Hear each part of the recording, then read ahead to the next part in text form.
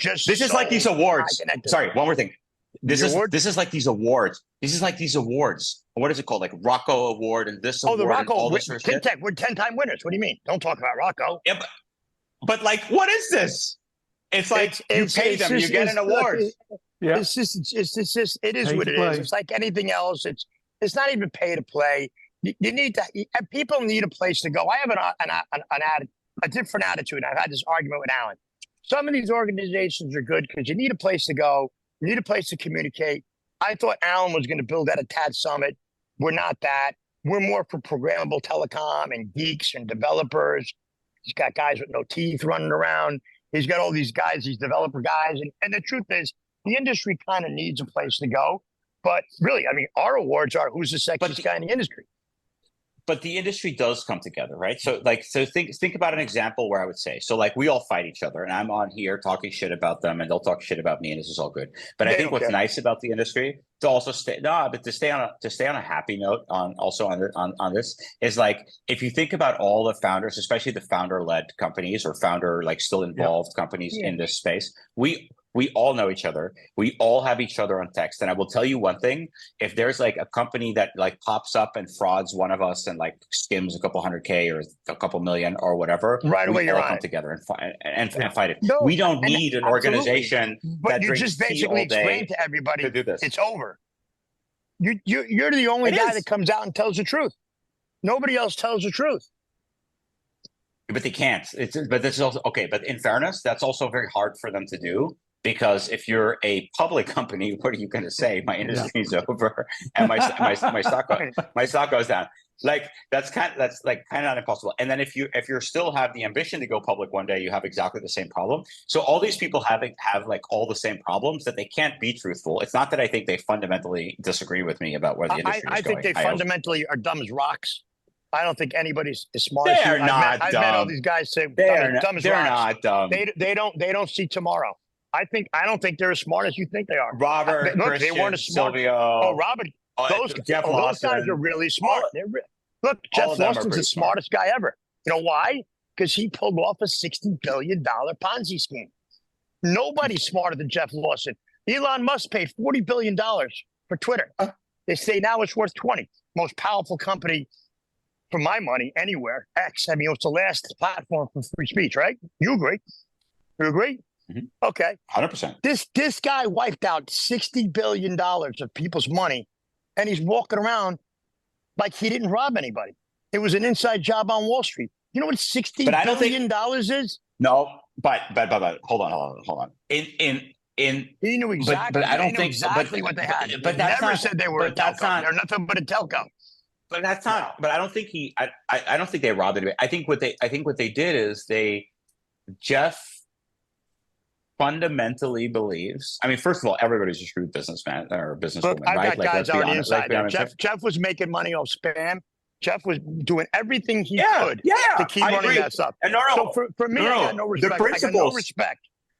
No principles. The principles of like, I love it. Like when you guys wrote like about like poor grandma, like the principles of allowing that on your platform is wrong. I mean, I can honestly say not allowing it, encouraging it. It's one thing to not allow it through subs, to not be able to catch it. I used to argue all the time they can't stop it, but it was encouraging, and it's wrong, and it's not going along with any potential solutions. I mean, this whole campaign registry, the reason why it pissed me off is because they all went along with it. They told the FCC, "Oh, we're going to start this thing to stop spam." No, they're all making billions of dollars off scamming. It's never going to end. But it's a hard problem. But it's a hard problem for them to solve, because if you think about I mean, I'll tell you my side of the story about where it's really hard and like a tough founder decision is we stopped automatic onboarding in the United States many years ago. Why did we do that? Because it essentially meant that we would allow fraud, because it's like that's what happens if you allow people to use your API and like so all this sort of stuff. That obviously significantly hurt my business, because I could have been a much larger business if I did it. So I don't disagree with you, because I would just say, like, I've experienced it myself, how tough it is to build a business when your competitor is onboarding customers in the tens and hundreds of thousands. And by that definition, and customers would hate us because they would say, oh, but Bert, you're so difficult to work with because we need pre-approval and we need to send all these documents and we need to do all these sort of things. So it's like really hard, but I think Ponzi scheme is too far. It's like Jeff is an amazing. Jeff built. He didn't create the Ponzi scheme. The Ponzi scheme was created by Wall Street and Jim Cramer, and having Middle America buy this thing, and having pension funds buying it, and the stock going from $450 a share down to zero. This thing was selling like crazy on Wall Street. Not on the technology side, but they never said they were a CPaaS. They said they were a SaaS company. Oh, and the margins are going to come. The minute we're going to grow, and then we're going to. That was obviously a lie. And the margin is a lie. They knew for years. Listen, you're going to see for years that the carriers were going to start charging. You're going to see in a couple of years. Yeah. People have run away. They've covered it up. God bless them. But at the end of the day, it's one of the most amazing. Genius. Him and Jim Cramer. Jim Cramer's a big name. I need you to be the voice of reason here. Well, I need you to be the voice of reason. Look, no, go on. Johnny, you're speaking too much. They spent 1.6 billion becoming an aggregator. Okay, that was 2021. So they shifted in 2021 in terms of what their business was. Before then, they were more SaaS-esque, and they kept their arm's length from all these dirty, difficult to deal with carriers. Synthetic identity is something that the whole industry should be managing, but is not. But there's an exception on there. So I think that's important. And I'm just going to, because he's been quiet for a second, you were about to mention some names of aggregators that you think TinTech would be attractive to. I think if you're not running any type, like I would say this.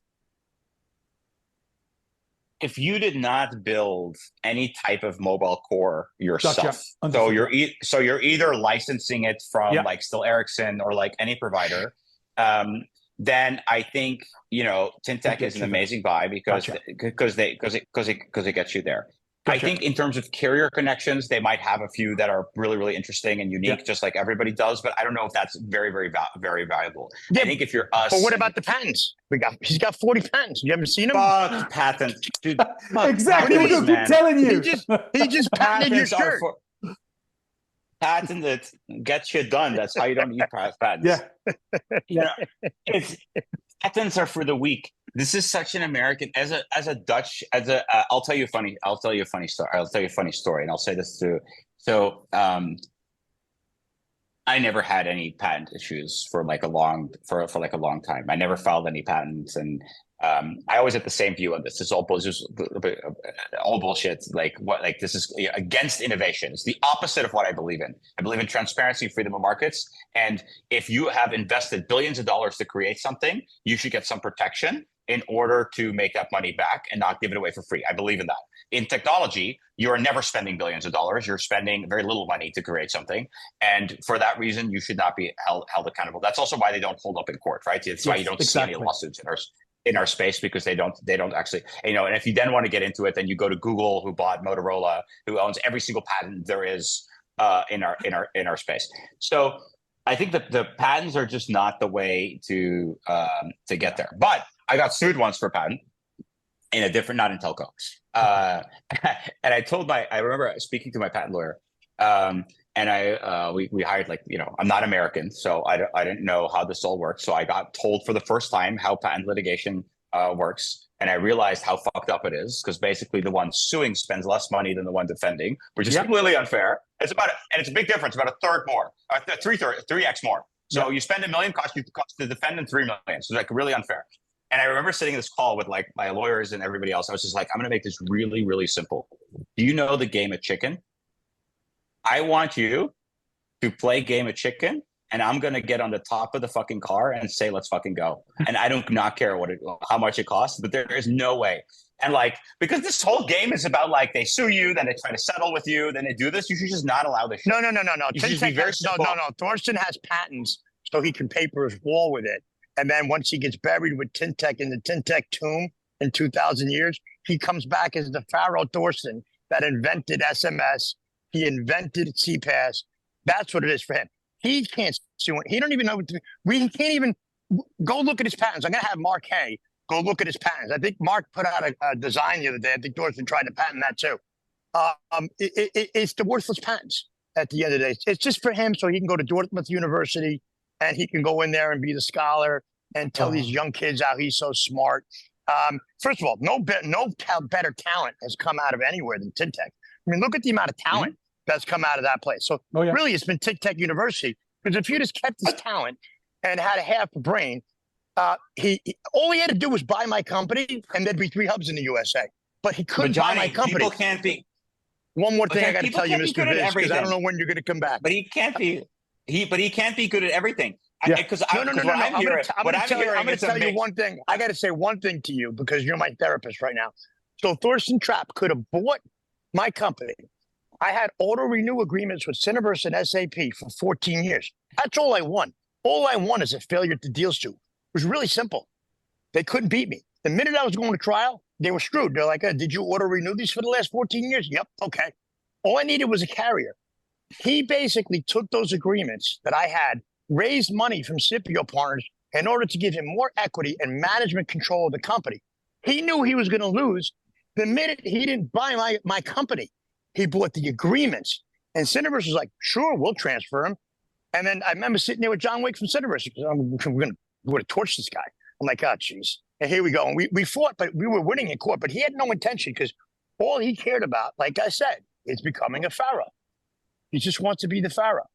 Let's put that one to bed. Anyhow, I had to go with Robert on that. Robert, listen, one more thing I got to tell you, Robert, because I'm going to give you a little advice on Coming to America because I watch your stuff. We need to get it. We need to what? I definitely want to replay the movie, please. Okay. Yeah, I mean, that's not politically correct. I'll be anti-PC, but I'd say really play the movie. We need to get you over Coming to here. America. We need to get you on a channel with Truth and Telecoms. We need to get a brand. Look, we got 19,000 subscribers, which is a lot in telecom. Nobody cares about what the hell we're talking about, except, whoever cares, right?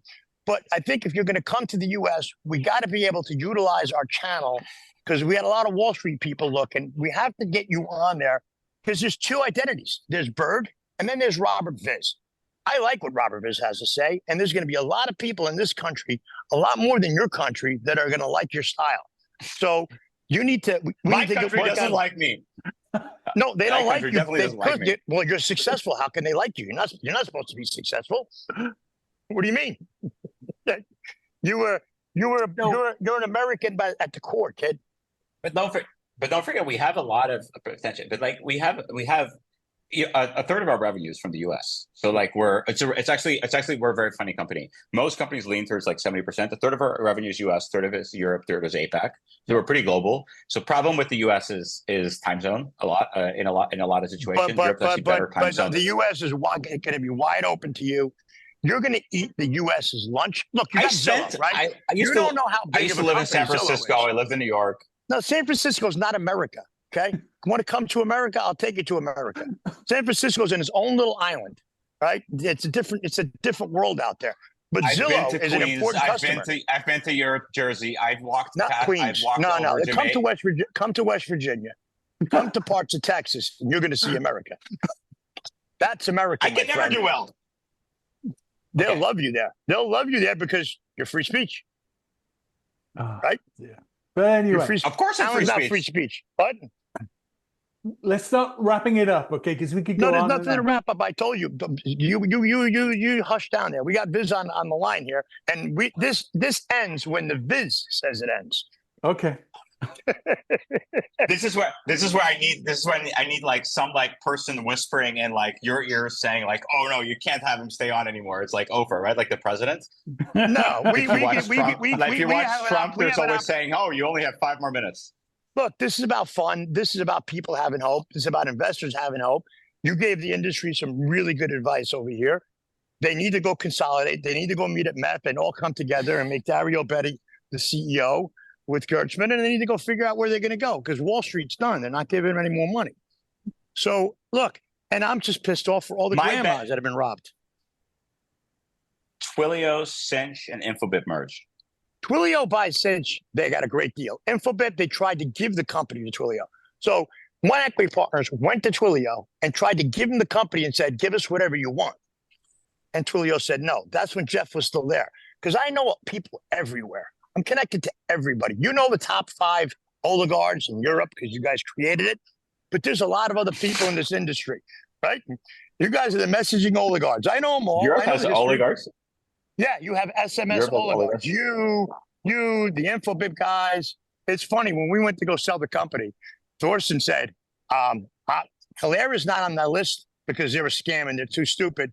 And Infobip scares me. I don't want to go there. That's literally the only two companies he would not sell to.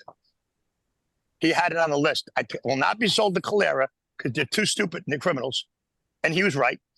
And then Infobip, he was just terrified of Silvio. I don't know what Silvio did to him. He might have bumped into him in the bathroom or something somewhere. They're just he's terrified of him. They're just really tall. I think they're just really tall. I think that's it. Look, I love the Croatian soccer team. I love watching soccer. I love watching the Netherlands. Although I'm not. They do a lot of good recently. They do a lot of good for the country. I mean, I think not to speak. I grew up with Croatians. I love Croatians. You know what? Croatians an amazing country. I mean, look at the population. How good their soccer team does. So I don't see what everybody else sees. And look, if you want to go deal in different countries, you got to pay the king's daughter. You don't like it? That's just the way it is. Just because we live in Europe and we live in the U.S., we don't do these type of things. Not the way it works. Unless you're Ericsson, they don't care. They can make those deals all over the place, but they end up paying fines. But look, I think this was a great conversation with you. I'll keep going for days with you because it's been boring lately, and everything's boring. And we're going to be moving into a different sector myself, more at the core network side. Because this is over, but we need to root for you. We need to help you. Look, the Zillow. I want to talk about Zillow. Zillow is one of the most important companies in America that nobody talks about. How did you nail them? So we actually have so what people don't like. One of the reasons why we loved SparkPost so much when we acquired them was what people don't realize about SparkPost is that SparkPost is the largest email sender in the world. So it does about 40% of all global B2B email. Yeah. So SendGrid and Mailgun were actually with the parent company Mailgun, which I forgot what they're called, but they were quite big as well, and they have a lot of developers, and they have a lot of revenue. But if the metric was amount of emails sent on a yearly basis, we'd whoop the shit out of both of them all day, every day.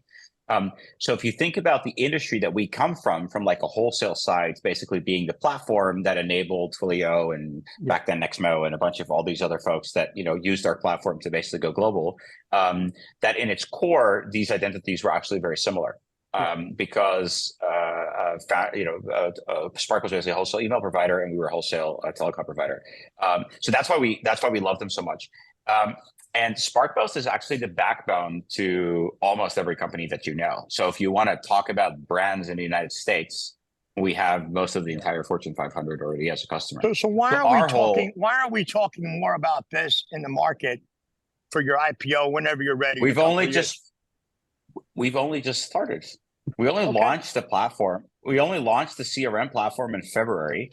It's now August. Pretty exciting. We gotta, it's hockey stick growth. I mean, we're doing really well, but it's a new business, right? Like it's a fundamentally new to our core business before. It's built on top, but like it's fundamentally different to be in the application side than to be in any type of wholesale side. So it's much more about what you do with the messaging, and we're making more of our customers aware of the magic of our platform. And there's Zillow. And why is Salesforce? Why is Salesforce peaked up at you? Why are they interested? I know Gene, but Gene doesn't pay attention. But I think Salesforce. But I you know how I look at the industry is like people want to define everybody into boxes. Yep. So you're this, you're that. You do this, you do that. Like, let's be really realistic. Even if I built the most amazing technology in the world, the biggest platform in the world, all this sort of stuff, and we're better than anybody else. Imagine we're 100x better than anybody else. The interesting thing about the enterprise is these things don't matter as much as people think. Yes. So the way that I think about like the space and how it's going to evolve, especially on the application side, is that you're basically going to bolt on to different things. So yes, could people use us as our standalone CRM? Yes. And will some companies do that? Probably.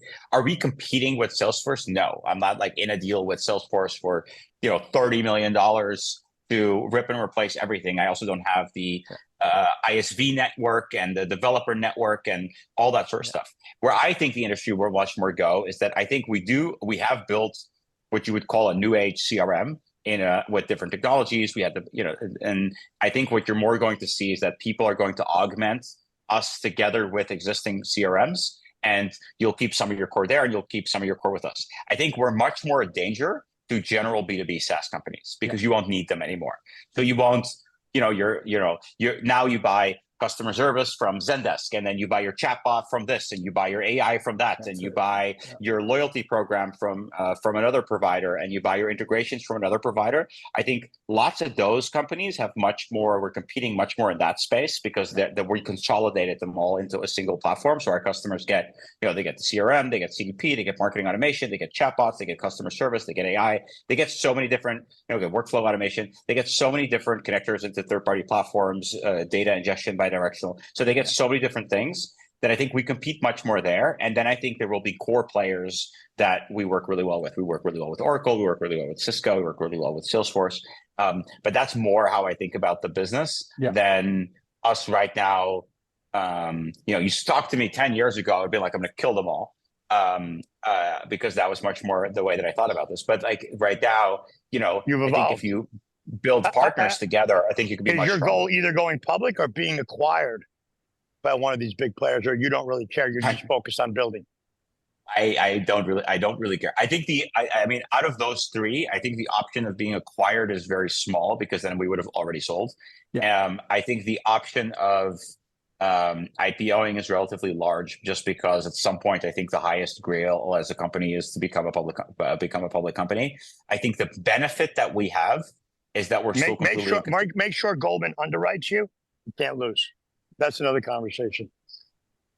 I like all of them. They're all JP. It's not about who you like. It's about the mortgage pretty big. Yeah, no question about it. But Goldman is just, they're really good in the way they sell internally. And you're just you're golden with them. I got friends at Goldman, so I lean towards them. I'm a Goldman fan, but I'm also a Morgan Stanley fan. Any person that wants to be an Uber driver for a year just to work to get the deal for Morgan Stanley to take Uber public. Now that's hustle. That's hustle. You cannot. That's hustle beyond hustle. Are you targeting 1 year, 2 years, 3 years? I got to answer these questions, otherwise I'd be a bitch. I know you sound like a Bloomberg journalist. There's no target. I think the way that I think about this, and look, again, we're very fortunate. We still control the company. So we get to make these decisions ourselves, which is great. But I think, we're focused on long-term building for customers. And we believe that this industry might shift a couple times. And I think in order to go public, in order for Bird to go public, let me speak for myself. I could not do what I don't judge what other people did, but I could not do what some of the other people did. For me, it's fundamentally important that we have built something that has long-lasting value for customers so that our IPO road is super chill. When all these companies don't have a chill IPO road, it's because they were all too focused on the money. And then they realized that 2-3 years down the line, they might have not built the right product, and then they're all fucked. I think if you're much more focused on customers long-term, you have built something sustainable that is growing sustainable, that is good. I think you have something very valuable that you can do. And, we have all the metrics. We're profitable. We're growing. So we don't worry too much there, but we still have to prove out you're our profitable? CRM You're not supposed to be profitable. Oh, yeah. Really? We do higher EBIT margins than I think anybody in this industry has ever seen. Wow.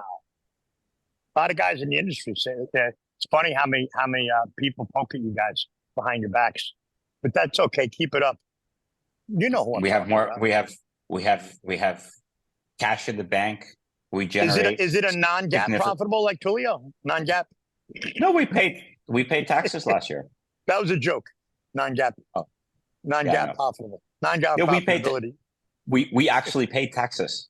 So that's on a GAAP basis. But you're a company out of Netherlands. Of course, you pay taxes when you get up and breathe in the morning. Get out of there. And then let's do a bird podcast where it's just about Robert Viz and his views of the world. You got to start branding yourself and being edgy. Edgy works here in the U.S., kid. Don't work in Europe. They don't like guys like you. We love guys like you. Now I have to be fearful to get arrested in Europe. So I might have to get out of here. You can't even get you can go rob money out of the store now and can't get arrested here. So I mean, you can rob billions of dollars and you can't get arrested here. I mean, in fairness, though, the Americans arrest people overseas. It's just not the Americans that they arrest. That's the real truth, right? Because Americans, I mean, Kim.com, Snowden, like there's a couple of people out there that like the Americans like chasing people outside of the country. But I do agree with you. Those guys inside of America don't get chased. Listen, those guys go a different level of far. You know, it's kind of like, you know, when Google can make an assassination attempt just to disappear on search, you know, certain places you just don't go. But I'll talk forever, Robert. I can't tell you how much I appreciate you coming on the show. And we want to do something with you, you know, offline or something with your branding. Just Robert Viz. Robert Viz and his views, because I watch your posts on Twitter. I'm like, nobody's even watching. It's annoying. They should be listening to you.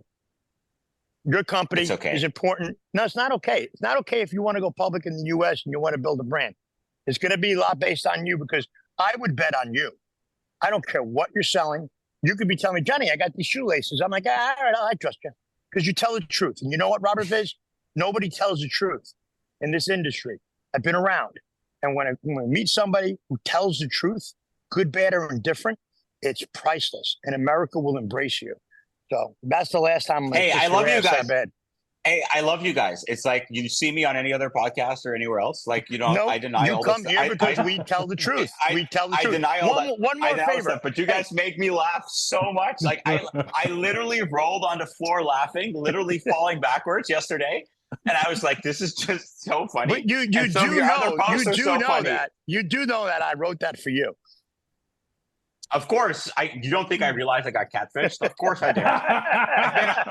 I've been on Tinder. I know how these things work. But okay, one more favor before we go. Hey, can you join MEF and make me your like representative?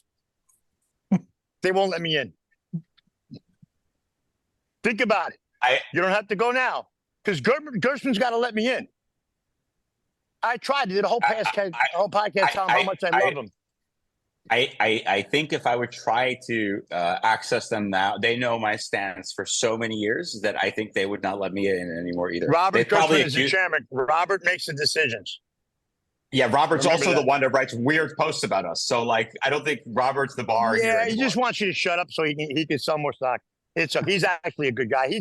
He's already cashed out. I know. God bless him. I love that Robert and Christian. I mean, this is not for public, but like, I love Robert and Christian. Like Robert and Christian. I know Robert and Christian when I was running Zapay, which is my company before this. And in all fairness to them, they are true hustlers. They started Cinch back then. I think they just started.